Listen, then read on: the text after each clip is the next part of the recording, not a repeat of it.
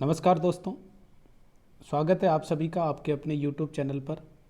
आज हम लोग चर्चा करने जा रहे हैं आरपीसी के द्वारा संस्कृत डिपार्टमेंट की जो फर्स्ट ग्रेड की परीक्षा हुई थी 4 अगस्त 2020 को, उसका जो जीके का पेपर था उसकी, क्योंकि आज आरपीसी ने आंसर की डाल दी है तो उसको लेकर हम लोग चर्चा करेंगे कि आरपीसी ने कौन से प्रश्न का आंसर क्या माना है। तो चलिए शुरुआत करते हैं। सबसे पहला प्रश्न था, निम्न श्रेणी का अगला पद क्या होगा। ये जो पेपर है ये आरपीसी की साइट पे जो पेपर डाल रखा है उसके अनुसार है, तो आप अपनी सीरीज़ का मिलान कर लीजिएगा। और साथ ही साथ यदि आप लोग चैनल पर नए हैं तो चैनल को सब्सक्राइब कर लीजिए ताकि आने वाले वीडियो का नोटिफिकेशन आपको समय पर प्राप्त हो सके। तो इसका आंसर आरपीसी ने माना है 104, यानी 7, 6, 10 और 27 इसका अगला पद पूछा था तो वो जाएगा 104। फिर अगला प्रश्न था, एक समूह में 25 डॉक्टर, प्रश्न देखते हैं एक बार। एक समूह में 25 अध्यापक, 20 अभियंता, 18 डॉक्टर, 12 सेल्समैन एक मेला देखने गए और सभी ने कुल मिलाकर इतने रुपए खर्च किए। ये पाया गया कि 5 अध्यापकों ने 4 अभियंताओं के बराबर खर्च किया, 12 अभियंताओं ने 9 डॉक्टरों के बराबर खर्च किया तथा 6 डॉक्टरों ने 8 सेल्समैन के बराबर खर्च किया। यदि समान व्यवसाय के प्रत्येक व्यक्ति समान मात्रा में खर्च करते हैं तो प्रत्येक अभियंता द्वारा यानी इंजीनियर के द्वारा जो राशि व्यय की गई थी उसको हमें बताना था। तो उसका आंसर हो जाए, आरपीसी ने माना है 17.50। और पहले का जो वीडियो मैंने डाला है उसमें मैंने मैथ और जीके की जो आंसर की थी उसका सॉल्यूशन डाल दिया था कंप्लीट, और सारे क्वेश्चन वही है, केवल एक क्वेश्चन को छोड़कर एक क्वेश्चन का आंसर चेंज है, बाकी सारे के सारे वही आंसर है जो पहले के वीडियो में मैंने आप लोगों को बता रखे हैं। तो इसका हो जाएगा 17.50। उसके बाद अगला प्रश्न था, 8 संख्याओं का औसत 99 है। सबसे बड़ी संख्या द्वितीय सबसे बड़ी संख्या से 18 अधिक है। यदि इन दोनों संख्याओं को हटा दिया जाए तो शेष संख्याओं का औसत 87 है। सबसे बड़ी संख्या का मान ज्ञात कीजिए। तो आंसर हो जाएगा 144। इसका भी मैंने सॉल्यूशन डाल रखा है। अगला प्रश्न था, एक निश्चित कूट भाषा में लोक को 27 से लिखा जाता है और मैंड को -27 से लिखा जाता है, तो डस्ट को क्या लिखा जाएगा। तो आंसर हो जाएगा इसका 18।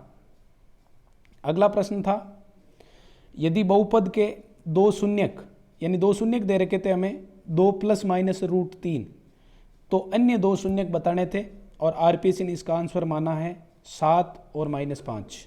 आंसर हो जाएगा 7 और -5, ऑप्शन नंबर 4। आप अपने पेपर में डायरेक्टली आंसर ही टिक करें प्रश्न को देखकर। अगला प्रश्न था, एक 3 अंकों की संख्या 4x3 को दूसरी एक 3 अंकों की संख्या 984 में जोड़ने पर एक 4 अंकों की संख्या 13y7 प्राप्त होती है जो कि 11 से विभाजित होती है। तो x + y बराबर मान क्या है, तो आंसर हो जाएगा इसका 10। फिर अगला प्रश्न था कि यदि x - 1 इस बहुपद का एक गुणक है तो k का मान बराबर है, यानी x - 1 जो है वो इसका एक फैक्टर है, तो हमें बताना था k का मान, और k का मान हो जाएगा -3। फिर अगला प्रश्न था, एक घन की भुजा एक सम अभाज्य संख्या जिसका मान दे रखा है किसमें, मीटर में, तो घन का विकर्ण ज्ञात कीजिए। और घन का डायरेक्टली मैंने आपको फॉर्मूला बताया था, √3 × भुजा, √3 × भुजा। अब देखिए, घन की भुजा जो है वो सम अभाज्य संख्या है और हमें पता है कि सम अभाज्य संख्या केवल और केवल एक ही है और उसका मान है 2। तो भुजा हो गई हमारे पास 2 मीटर और √3 फॉर्मूले में है ही, √3 × 2 यानी 2 √3 मीटर। आंसर ऑप्शन नंबर 4 हमारा सही आंसर हो जाएगा। अगला प्रश्न था, यदि एक शंकु और एक गोला समान त्रिज्याएं और समान आयतन रखते हैं तो गोले के व्यास एवं शंकु की ऊंचाई का अनुपात, आरपीसी ने इसका आंसर माना है 1:2। फिर अगला प्रश्न था कि एक अपूर्ण आवर्ती बंटन निम्न प्रकार से दिया गया है, यानी हमें एक अपूर्ण आवर्ती बंटन दिया गया था और उसकी माध्यिका का मान दिया गया था 35। तो हमें x और y के मान ज्ञात करने थे जो कि थे 4 और 7। ऑप्शन नंबर 4 हमारा सही आंसर हो जाएगा। ये तो मैथ और रीजनिंग के क्वेश्चन थे। अब क्वेश्चन स्टार्ट होते हैं हिंदी और इंग्लिश के। हिंदी के प्रश्नों में पहला प्रश्न था, इनमें से किस शब्द में अनु उपसर्ग का प्रयोग नहीं हुआ है, तो आंसर हो जाएगा अनुर्वर। फिर अगला प्रश्न था, निम्नलिखित में से किस विकल्प में शब्द युग्म का अर्थ भेद सही नहीं है। तो शब्द युग्म दे रखा था कुछ और कूच, तो इसमें इनके उल्टे दे रखे थे, यानी कूच का मतलब होता है प्रस्थान और कुछ का मतलब होता है केस, लेकिन इसने कुछ का मतलब तो प्रस्थान दे रखा था और कूच का मतलब केस दे रखा था, तो ये गलत हो जाएगा। अगला प्रश्न था कि इनमें से किस विकल्प के सभी शब्द शुद्ध है। तो ऑप्शन नंबर 4 अत्युक्ति और निर्वलम, ये दोनों सही हो जाएंगे। अगला प्रश्न था, किस वाक्य में सकर्मक क्रिया नहीं है। तो आंसर हो जाएगा पक्षी आकाश में उड़ रहे हैं। फिर अगला प्रश्न था, निम्नलिखित में से किस शब्द की संधि सही नहीं है, यानी हमें वो शब्द बताना था जिसका संधि विच्छेद जो था वो सही नहीं था, या इनमें से कौन सा ऐसा शब्द था जिसमें संधि सही नहीं हुई थी। तो आरपीसी ने इसका आंसर माना है दू प्लस अवस्था दुरावस्था। ये थे हिंदी के 5 प्रश्न। और फिर देखते हैं हम लोग इंग्लिश।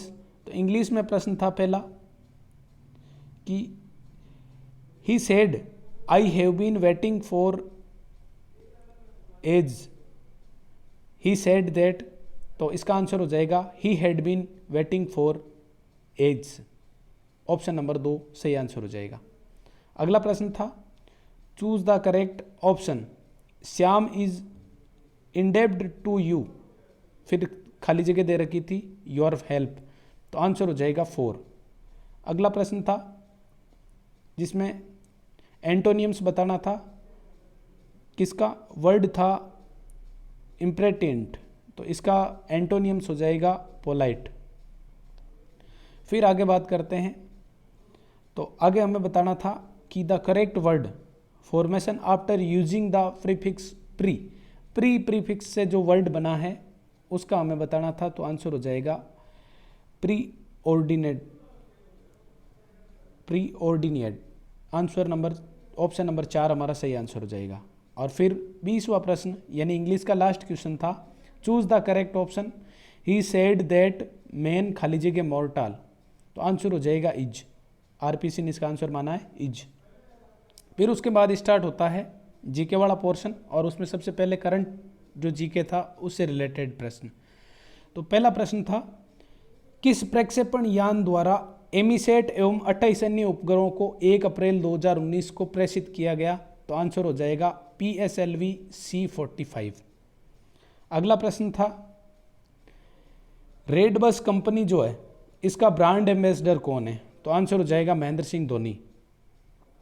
फिर जामिया मिलिया इस्लामिया की प्रथम महिला कुलपति जिनकी नियुक्ति हुई थी अप्रैल 2019 में कौन बनी, तो आंसर हो जाएगा प्रोफेसर नजमा अख्तर।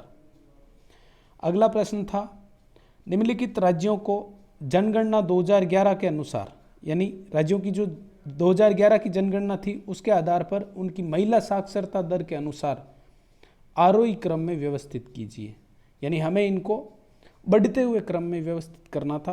तो सबसे कम हो जाएगी हमारी बिहार की, यानी 1 नंबर पर आएगा बिहार, उसके बाद दूसरे नंबर पे राजस्थान, फिर तीसरे नंबर पर आ जाएगा हरियाणा और चौथे नंबर पर आ जाएगा हिमाचल प्रदेश। तो इस प्रकार से हमारा सही आंसर हो जाएगा बिहार, राजस्थान, हरियाणा और हिमाचल प्रदेश, यानी ADBC। आंसर सही हो जाएगा ADBC।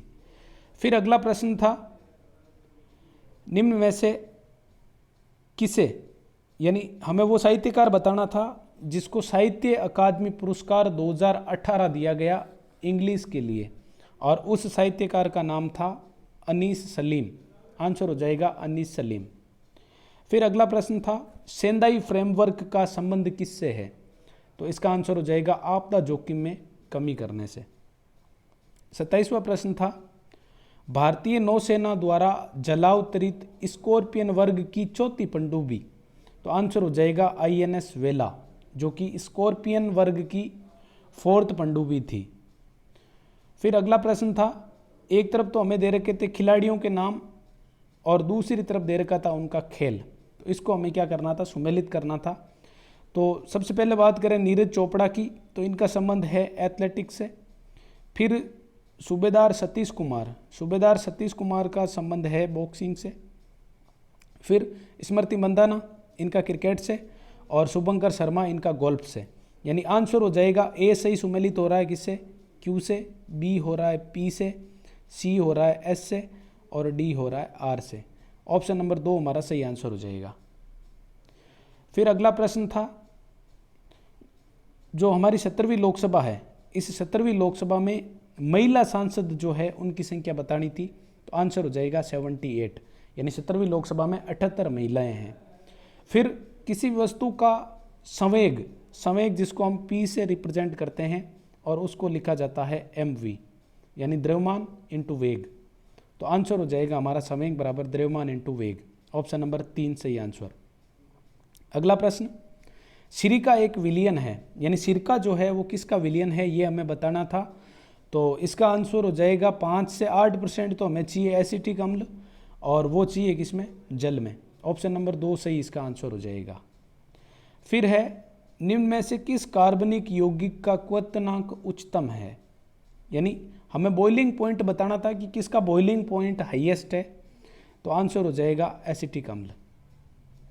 फिर उसके बाद आगे बात करते हैं, नीचे दिए गए जो कूट है इनकी सहायता से हमें बताना था कि भूवैज्ञानिक अवधि युगों के सही अनुक्रम का चयन कीजिए। यानी जो हमारी ज्योग्राफिकल सारणी होती है, समय सारणी, उसका क्रम दे रखा था, तो उसके सही अनुक्रम का हमें चयन करना था। तो इसका सही अनुक्रम क्या होगा, तो ट्राइसिक, फिर उसके बाद जुरेसिक और उसके बाद क्रिटिशियस, यानी ऑप्शन 1। और दूसरा था पैलियोजोइक, मिसोजोइक और सिनोजोइक। ये 2 ऑप्शन सही है, ये गलत हो जाएगा। यानी ए और बी जो है दोनों में क्रम जो है वो मैं सही दे रखा है। फिर अगला प्रश्न था, अंतर्राष्ट्रीय जैव विविधता दिवस 2019 की थीम, और इसकी थीम थी our biodiversity, our food, our health. Option number 2 आपका सही आंसर हो जाएगा। अगला प्रश्न था, निम्नलिखित कथनों पर विचार कीजिए। अब कथन दे रखा था पहला कि संघ के मंत्रिमंडल शब्दावली का उल्लेख संविधान में केवल एक बार हुआ है, यानी ये सही है क्योंकि इसका उल्लेख कहाँ हुआ है, अनुच्छेद 352 में। फिर उसके बाद इसको संविधान संशोधन के द्वारा जोड़ा गया, तो संविधान में इस शब्दावली को 42वें संविधान संशोधन द्वारा अंत्य स्थापित किया गया, जो कि गलत हो जाएगा। यानी केवल और केवल ऑप्शन नंबर 1 हमारा सही आंसर हो जाएगा।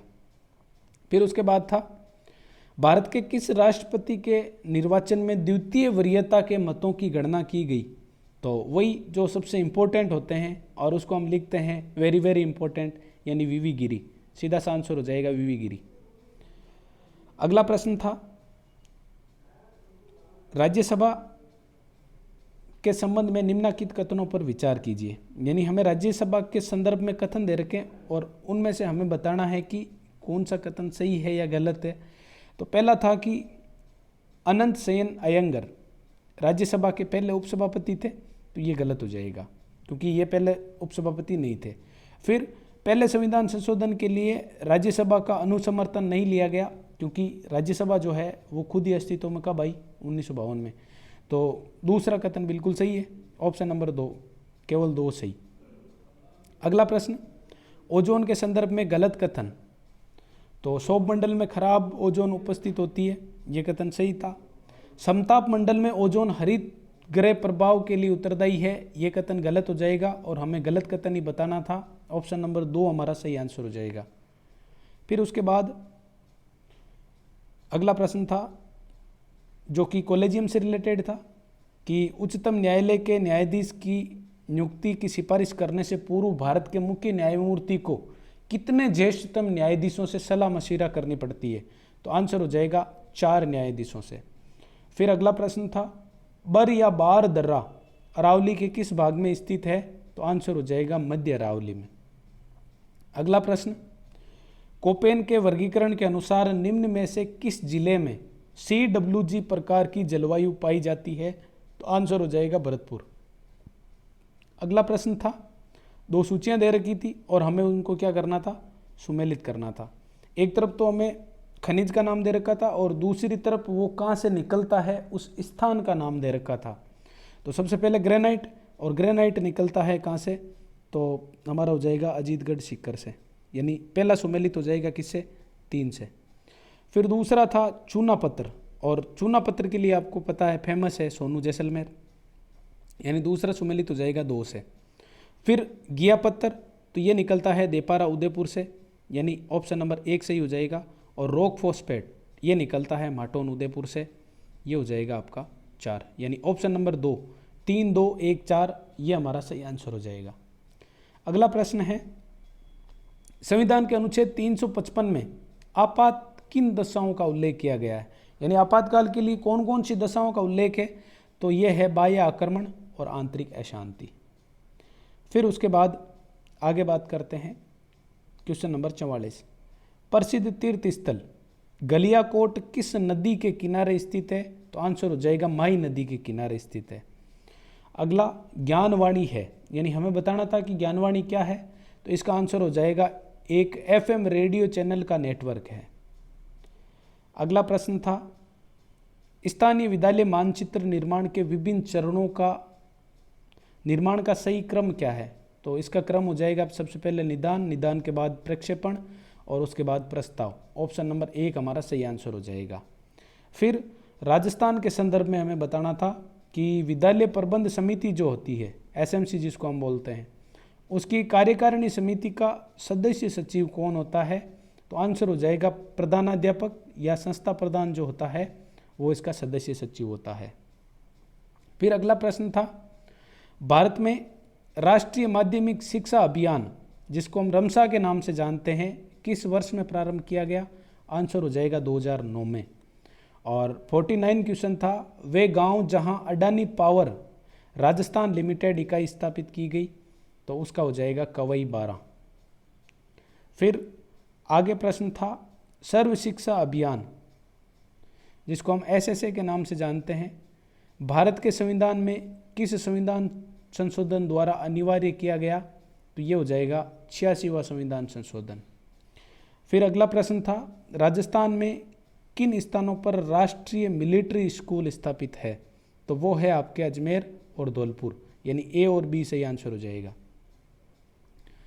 फिर अगला प्रश्न था कि सैनिक स्कूल के संदर्भ में कौन सा कथन सही नहीं है, यानी हमें गलत कथन बताना था, तो पहला ही हो जाएगा विद्यार्थी कक्षा 7 एवं 9 में प्रवेश ले सकते हैं, ये पहला ही कथन इसका गलत हो जाएगा। अगला प्रश्न था, राजस्थान के किन 2 जिलों में IASE स्थित है, तो आंसर हो जाएगा अजमेर और बीकानेर में। फिर शैक्षिक सेवाओं के लिए समर्पित भारत का पहला उपग्रह, तो आंसर हो जाएगा एड्यूसेट। अगला प्रश्न था, बच्चों के लिए मुक्त एवं अनिवार्य शिक्षा कानून 2009 के निम्नलिखित में से किस भाग को बच्चों के लिए निःशुल्क एवं अनिवार्य शिक्षा कानून 2019 द्वारा संशोधित किया गया, तो ये ऑप्शन हो जाएगा आपका 1, भाग 16 को इसके द्वारा संशोधित किया गया था। फिर अगला प्रश्न था, उत्तर पूर्व जो अपना क्षेत्रीय शिक्षा संस्थान है शिलांग, उसकी स्थापना कब हुई, तो आंसर हो जाएगा 1995 में। अगला प्रश्न राजस्थान से रिलेटेड था, शिक्षा का अधिकार अधिनियम जिसको हम RT एक्ट के नाम से जानते हैं का राजस्थान में नाम क्या है, तो राजस्थान में नाम है राजस्थान निःशुल्क और अनिवार्य बाल शिक्षा अधिकार अधिनियम 2011। अगला प्रश्न था, निम्नलिखित में से कौन सा कार्य माध्यमिक शिक्षा बोर्ड राजस्थान का नहीं है, तो ये हो जाएगा आपका कक्षा 9 से 12वीं की जो पाठ्य पुस्तकें होती है उनका मुद्रण करना इसका कार्य नहीं है। अगला प्रश्न था, 11वीं एवं 12वीं पंचवर्षीय योजना में मॉडल स्कूल हेतु केंद्र सरकार एवं राज्य सरकार की वित्तीय भागीदारी, तो वो जाएगी 75:25। और 60वां क्वेश्चन था, शिक्षा के लिए जिला सूचना प्रणाली जिसको हम डाइस के नाम से जानते हैं किसने विकसित की, तो वो विकसित की थी न्यूपा ने। अगला प्रश्न था, एक तरफ आपको लेखक का नाम दे रखा था, दूसरी तरफ उसका ग्रंथ दे रखा था, उसको हमें सुमेलित करना था, तो 12वीं की पुस्तक हो जाएगी कीर्तार्जुनियम। फिर शूद्रक जो था उसकी पुस्तक हो जाएगी मृच्छकटिक। फिर विशाखदत्त इसकी पुस्तक हो जाएगी देवीचंद्रम गुप्तम। और लास्ट विष्णु शर्मा इनकी हो जाएगी पंचतंत्र की कहानियाँ। यानी 4, 3, 2, 1, ऑप्शन नंबर 1 हमारा सही आंसर हो जाएगा। फिर अगला प्रश्न था, नालंदा विश्वविद्यालय के संदर्भ में धर्मज्ञ जो था ये कौन था, या इसका संबंध कहाँ से था, तो उसका संबंध था पुस्तकालय से। अगला प्रश्न था, निम्नलिखित में से कौन सा युग्म सुमेलित नहीं है, तो आंसर हो जाएगा सेल्डर विश्वविद्यालय कमीशन, जिसको हम सेल्डर आयोग के नाम से जानते हैं। 1858 में नहीं आया था ये इसका गलत हो जाएगा, असुमेलित हो जाएगा। अगला प्रश्न था, गांधी जी ने दांडी यात्रा कब प्रारंभ की, तो वो प्रारंभ की थी 12 मार्च 1930 को। और 65वां प्रश्न था, अशोक के सारनाथ स्तंभ के सिंगों के सिर पर रखे हुए महाधर्म चक्र में कितनी तीलियां थी, तो आंसर हो जाएगा 32 तीलियां। फिर अगला प्रश्न था, 1943 में सुभाष चंद्र बोस द्वारा निर्मित स्वतंत्र भारत की अस्थायी सरकार को निम्नलिखित में से किन किन देशों ने मान्यता प्रदान की। जापान ने की थी, आयरलैंड ने की थी, कोरिया और इटली, यानी चारों हो जाएंगे, ABCD चारों ही सही। फिर अगला प्रश्न था, निम्नलिखित में से किसने पहली बार स्वराज्य शब्द का प्रयोग किया और हिंदी भाषा को भारत की राष्ट्रभाषा के रूप में स्वीकार किया, तो आंसर हो जाएगा स्वामी दयानंद सरस्वती, जिन्होंने स्वराज शब्द का प्रयोग किया और हिंदी भाषा को भारत की राष्ट्रभाषा के रूप में स्वीकार किया। फिर अगला प्रश्न था, एक ये प्रश्न है जिसका पहला मैंने जो आपके लिए आंसर की डाली उसमें आंसर क्योंकि प्रश्न मैंने उस टाइम गलत देख लिया था, तो मैंने आपको कोठरिया बताया था, लेकिन इसका आंसर उदयपुर है, क्योंकि क्वेश्चन में पूछा गया है कि आहुआ ठाकुर कुशाल सिंह ने अपना अंतिम समय क्या व्यतीत किया, तो आंसर होगा इसका क्या, उदयपुर। क्योंकि 1857 की क्रांति के बाद आहुआ ठाकुर गए थे कोठरिया, कोठरिया से फिर चले गए थे, सबसे पहले गए थे कोठरिया, कोठरिया से फिर ये चले गए थे नीमच, और नीमच से अपना जो जीवन का अंतिम समय था वो उन्होंने व्यतीत किया था उदयपुर में, तो इसका आंसर हो जाएगा उदयपुर। फिर अगला प्रश्न था, 1857 के विद्रोह के प्रति मेवाड़ के महाराणा की क्या नीति थी, तो इन्होंने अंग्रेजों का सहयोग किया था। अगला प्रश्न, निम्नलिखित में से किसने यंग इंडिया में लिखा कि 1857 की क्रांति राजनीतिक तथा राष्ट्रीय दोनों थी, तो आंसर हो जाएगा लाला लाजपत राय ने ये चीज़ लिखी थी। फिर अगला प्रश्न था कि बिजोलिया आंदोलन के दौरान 1922 के समझौते के प्रति बिजोलिया के जागीरदार का क्या रवैया था, यानी बिजोलिया का जो जागीरदार था उसने उस समझौते के प्रति क्या रवैया रखा, तो आंसर हो जाएगा उसने लागू करने से मना कर दिया। और अगला प्रश्न था कि निम्नलिखित को कालक्रम के अनुसार लगाइए, जो कि किसके संबंध में है, शिवाजी के संबंध में है, और नीचे दिए गए कूटों में से सही उत्तर का चयन कीजिए। तो इसमें हो जाएगा आपका सूरत की प्रथम लूट, सबसे पहले सूरत की प्रथम लूट, अफजल खां की घटना, पुरंदर की संधि और शाइस्ता खां पर रात्रि आक्रमण। तो सबसे पहले इसमें हो जाएगी अफजल खां घटना, यानी 1 नंबर पे अफजल खां घटना आ जाएगी, उसके बाद दूसरे नंबर पे शाइस्ता खां पर रात्रि आक्रमण, और तीसरे नंबर पे हो जाएगी सूरत की प्रथम लूट, और चौथे नंबर पे हो जाएगी पुरंदर की संधि। यानी आंसर हो जाएगा हमारा 2nd, 4th, 1st और 3rd, 2nd, 4th, 1st और 3rd, ऑप्शन नंबर 1 हमारा सही आंसर हो जाएगा। उसके बाद निम्नलिखित चित्रकारों में से किसको जहांगीर ने नादिर उज जमा, यानी जहांगीर के द्वारा जिसको नादिर उज जमा की उपाधि दी गई थी वो था अबुल हसन। और प्रताप के साथ शांतिपूर्वक अधीनता स्वीकार कराने के लिए अकबर ने अंतिम शिष्टमंडल किसके नेतृत्व में मेवाड़ भेजा, तो उसका आंसर हो जाएगा टोडरमल। फिर लास्ट प्रश्न था, किस काल में सुमात्रा, जावा आदि स्थानों में शैलेंद्र राजवंश ने अपना राज्य स्थापित किया, तो आंसर हो जाएगा 8वीं शताब्दी ईस्वी में। तो ये 75 क्वेश्चन थे आपके जीके का जो पेपर था उसके। तो आप कमेंट बॉक्स में बता सकते हैं कि आपके कितने सही हो रहे हैं, क्योंकि आरपीएससी ने आंसर की डाल दी है और इस पर आपत्ति आमंत्रित की है। तो आप लोग इस पे से किसी भी प्रश्न पर आप लोगों को डाउट है तो आप आपत्ति लगा सकते हैं, और साथ ही साथ इसकी सहायता से आप अपना पेपर चेक करके और अपना इवैल्यूएशन कर सकते हैं कि आपके कितने मार्क्स बन रहे हैं। धन्यवाद। ज़्यादा से ज़्यादा फर्स्ट ग्रेड के जिन अभ्यर्थियों ने पेपर दिया है उन तक वीडियो को आप शेयर करें, जिससे ज़्यादा से ज़्यादा अभ्यर्थियों को फ़ायदा मिल सके। धन्यवाद।